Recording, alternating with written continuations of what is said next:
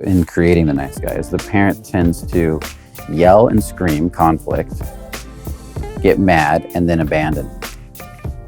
Abandon being, I'm going to pull away from you for a day, 2 days, 3 days, a week to punish you. I'm not going to show back up and fix the conflict. Then I'll slowly show back up. And in that's how they control you.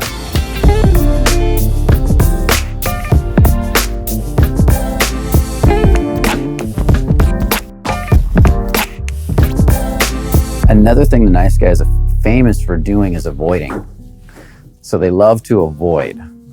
So when the tension gets to be too much and they can't handle it anymore, a lot of times what they do is they go to, so we talked about enmeshing. So a common thing for nice guys is to enmesh. Here, let me take care of this for you. Let me help you. When we really like somebody, here, well, let me get that for you. Let me do that for you. And then when we get overloaded from too much enmeshing, because you will, because you're going to be taking on too much tension, then eventually we go into a void and we might disappear for a while while we recuperate. I need some space. I need some space. And then when you start to feel like your distance is getting too far because you've avoided too long and the guilt starts to kick up, I need to come back in and mesh again. So we do this in a lot of places in life. Sometimes we do this at work. Sometimes we do this with friends. Anybody guilty of this cycle? Raise your hand. Okay, pretty much the whole room. And that's another common trait of the nice guy. They don't like conflict. Conflict is going to shoot the tension through the roof. So as soon as a nice guy experiences conflict, they try to get rid of it as fast as humanly possible. What do I need to do to fix it? Now, usually once in a great while, could be 6 months, could be a year, could be 3 months, a nice guy will blow up.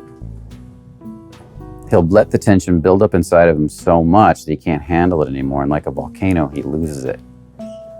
And instead of dealing with the problem proactively that's in front of him, stepping into the tension, dealing with it, he just reactively explodes all over this person, whoever it is, whoever happens to be the brunt of this. and it's like complete loss of control. And then later they feel really guilty and ashamed for it. And the shame kicks up and the guilt kicks up. And then they go back to try to patch it all back up by being super uber nice at that point. Either that or they go into avoidance for a while. They go into complete avoidance of the person for a while and push them away and then eventually come back slowly. Anybody do that one? So, okay, cool. So how this gets kind of programmed is the nice guy gets taught in the household that difference is bad. That being different than your parent or the parenting of the person you're being parented by is bad in some way, shape, or form. And they get punished whenever they're being too different than the parent. When, in other words, they want to do something different than the parent wants them to do. They don't agree with what the parent has in store for them that day. Sometimes the parent's just volatile and all over the place, and there's really no consistency to parenting either. That can also create it. So what the parent does whenever they want to control the nice guy is what's important in creating the nice guy is the parent tends to yell and scream conflict, get mad, and then abandon. Abandon being, I'm going to pull away from you for a day, 2 days, 3 days, a week to punish you.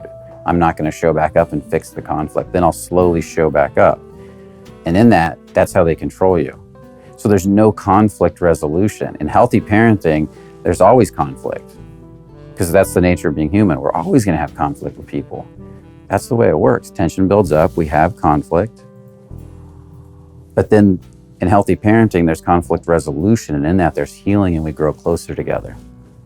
And then we do it again, and we grow closer together. That's part of the cycle of two people spending time together. The disagreement, conflict resolution, growing together. Go ahead, you're gonna.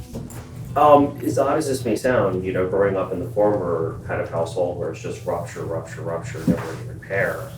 I thought about this the last time you mentioned it, and I'm like, I don't actually know an example of the healthy kind that you're now talking about. Exactly. And a lot of those. And I've been thinking about this. Do you have an example of like that repair cycle, like what that would mean?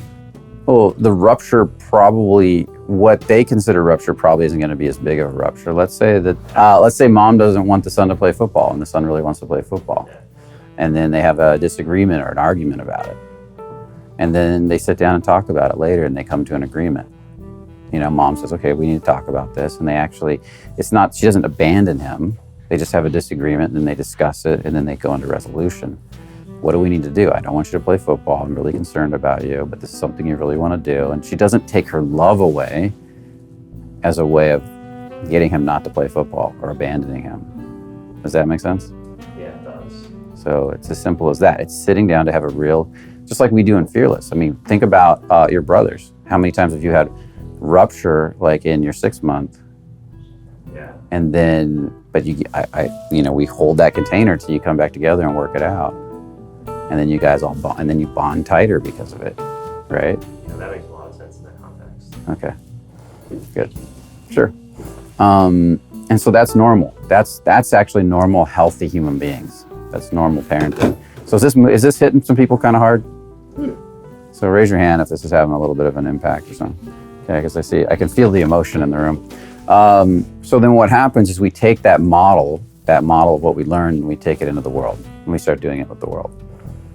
And we start using the skill sets we learned to deal with our mother by being abandoned, or father by being abandoned all the time, and unhealthy, inconsistent parenting. We start using that with the world. And so let's say, for example, as guys, we love tension. Let's say you love tension. The basketball game is tension. It's getting into tension. It's ritualized forms of competition, combat, And we get out there to go into this situation. Well, there's another part of you that was raised to be the nice guy to avoid tension. So you have that little battle right in the beginning until you settle into it, until you relax. And then that's when the fun begins. So sometimes we have to push through that every time we want to go do something that has tension in it. And that kind of sucks. But that's part of where we're at.